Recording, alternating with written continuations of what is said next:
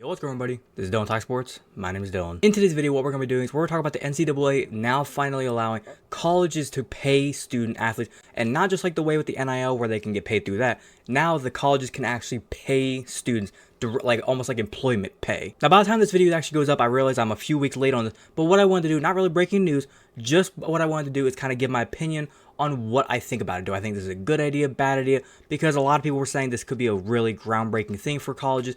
NCAA is going to be changing forever with this entire thing. But in my eyes, I see it as this. From what we saw with NIL, I liked NIL. I like the way guys now and girls and athletes all over the NCAA can get paid through like their social media. They can go out, work with businesses, sign contracts, things like that. I like that. But when it comes to them actually getting paid directly through the college, I don't know if I'm agreeing with that. And in my eyes, I see it as possibly a way of destroying college athletics as a whole very, very quickly. So like I said, I just kind of want to give my opinion and react to the entire thing and just give my opinion on if I think it's going to work out or not work out. Now, real quick before I go any further, there's going to be an article linked out in the description below with all the info regarding all this stuff. So if you want to go check it out for yourself, feel free. But I'm going to stop rambling and we're going to get straight into this. So if you're going to enjoy it, as always, make sure you go and drop a like on this video.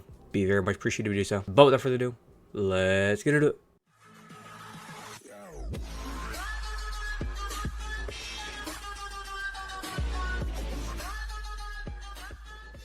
All right, now as you can see here within the article, it says here the NCAA is going to be paying more than $2.7 billion in damages over the past 10 years to past and current athletes. Sources told ESPN. Sources said the parties have also included or agreed to a revenue sharing plan, allowing each school to share up to roughly $20 million per year with its athletes. And then it goes on to say here, all Division I athletes dating back to 2016 are eligible to receive a share as part of the settlement class. In exchange, athletes cannot sue the NCAA for other potential interest violations and must drop their complaints in 3 open cases: House versus NCAA, Hubbard versus NCAA, and Carter versus NCAA. And also in this point here, it says Berman told ESPN that a series of formulas devised by sports economists will be used to decide how to split the $2.7 billion in damages among the more than 10,000 former and current athletes. Said some money will be split evenly among all members, but other parts will be allocated based on the athlete's market value. I'm not going to read the entire thing. If you want to go, like I said, read it for full. I'm just kind of touching on the most important parts. If you want to go read it in full, like I said, links in the description. But a couple of things I wanted to talk about within this article and some of the things that they're doing within the news. I kind of want to just talk about like 3 or 4 different things. Number one, I like the fact that they're going to be paying former athletes, not just future athletes. They're going to be helping out these people in the past that have maybe gotten in trouble, athletes that got like in big time trouble because they maybe had a problem with NCAA violations whenever it came to money. Athletes that got screwed who could have been getting paid, big time stars. Maybe they were in the big time markets. We've seen guys like Johnny Manziel, Money Manziel, Baker Mayfield, Caitlin Clark this past couple years. She could have been getting paid some big time money. The amount of stars, and it's not just basketball and football. You could go to college baseball, wrestling, hockey. You could go to tennis, lacrosse. There are so many stars across all different sports in college that these stars should have been getting paid, and they weren't. Now with the settlement, these stars are going to be getting paid. And think back into the back time of history of athletes that were like big time stars back in the 90s and 2000s, guys and girls that maybe let's say guys that ended their careers sometimes in college on the football field, giving their life to play football because their dream was to get to the NFL. Nowadays, there's some guys that are going to be getting paid $1 million who probably never going to see the field just to play on the team. Next up, the $2.7 billion. I like the number. I kind of was trying to figure out and look deeper into it, see like, is that the right number?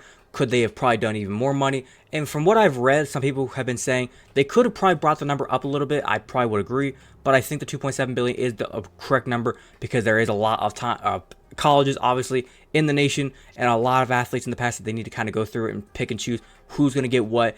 And as I said, they're going to go probably by likeness. How popular were you? How important were you? Like your social media following? How much were you talked about in the media? Were you talked about on main casts like sports networks? That's kind of how they're going to like pick and choose who gets what money whenever it comes to distributing the money out. Now, the next thing I want to talk about is how are they going to decide how they kind of hand out this money for the future from 2024-2025 season going forward. I do remember seeing something saying that they were going to probably get about like $20 million per university so they can kind of pick and choose how they want to distribute the money. So there's going to be some schools that maybe they're big time football schools. They're probably going to take about, I would say about $19 million of that money and go straight to their football program. Schools that are probably more of a baseball team or oriented program, they're going to go more to the baseball. Same thing with basketball, whatever sport your school's kind of known for, that's where most of your money's going to go. Or maybe some of these schools might actually use the money and be smart about it, and they might say, okay, we're a good football school, we can easily get recruits, kids want to come here because they know if they come here, we're going to coach them up, we're going to get them to the NFL, and we're good on that end. Our basketball team seems like they're always kind of right there,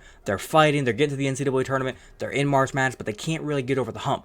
Let's put some money in, let's get some stars on our basketball team, and let's see if we can make a push in the March Madness. The weird part's going to be is what happens with these colleges that actually want to try and spread the money out. Are they going to be a school that tries to spread the money out too much, and then how are they going to kind of pick and choose how much they give to each player? Is there going to be like a big time 5-star athlete, say like a football quarterback, and they say, I'm going to give this kid $2 million because I absolutely need him. Well, now you just burn through like 10% of all your money. So it's going to be kind of interesting to kind of see how they decide to give these kids money, because they're probably going to have to also account for, okay, you're already getting paid $1 million, $2 million through NIL. I think we can just give you, say, $100,000, maybe $200,000, and we can get by with that. But I'm going to kind of wrap it up by saying this. When it comes to the event of this ruining college sports, here's what I'm going to say. I like athletes getting paid. I like them getting paid. That's why I like the NIL. I think that NIL was perfect. I don't like athletes being just directly paid, because the one thing that I think these kids are going to forget is they're going to forget the fact of, in order for you to get paid, you have to still go out there and perform on the field. You have to still be a student athlete. You know the word before athlete, student. You got to get good grades in your classes. Are these kids going to take it forsaken of just like, well, I'm already getting paid. I'm the big rich guy. I'm the millionaire in school. I don't need to do shit. I'm good. Or are they going to appreciate the fact they're getting paid and also go out there and be the best player they can on the field? Because if you're getting paid, say the difference between somebody getting paid $50,000 and somebody getting paid $1 million, the $50,000 player might, I'm not going to lie, might actually put in more effort than the $1 million player. And a second thing that I think can kind of ruin it, say a player who wanted to go to a certain school all their life, they wanted to be at that school, but now with the event of being paid, what happens if that school only has like $10,000 they can give to you? And then school B over here, let's say like one of these big time programs like a Michigan, Ohio State, Alabama, Georgia, one of the big dogs, LSU, one of the big dogs that has a lot of money to spend. They walk up and they're just like, $2 million right on the table, briefcase full of cash. You're probably going to take that money. I see signing day, like national signing day for like high school kids going to college. It's going to be almost like just like an auction. You're going to have the auctioneer up there like speaking fast, talking about, okay, we have Ryan Smith up here. He's the quarterback, the 4-star out of New York City, New York. He can throw the ball far, blah, blah, blah. We're starting at $100,000 and it's going to be just a bidding war rather than the fact of actually trying to recruit the kids. But I'm going to wrap it up there. Hopefully you guys did go and enjoy today's video. If you did enjoy it, as always, make sure you go and drop a like on today's video. Be very much appreciated if you do so. If you wanted to watch the entirety of this video, thank you very much. And like I said, if you have a different opinion, do you agree or disagree with anything I said? Do you think the whole way of colleges paying athletes is going to ruin the college athletes or athletics like I said? Do you agree or disagree with that statement? And whatever your opinion may be, whenever it comes to the whole thing, what do you think about colleges paying athletes? Do you like it, not like it? Leave a complete opinion down in the comment section down below. Be more welcome to talk about with you guys. If you're a fan of the content that I do post here and you want to go and hit that big red subscribe button, feel free to do so. And do not forget to hit that little notification bell to be notified the second I post. But without further ado, this has been Talk Sports. Have a great day. Peace.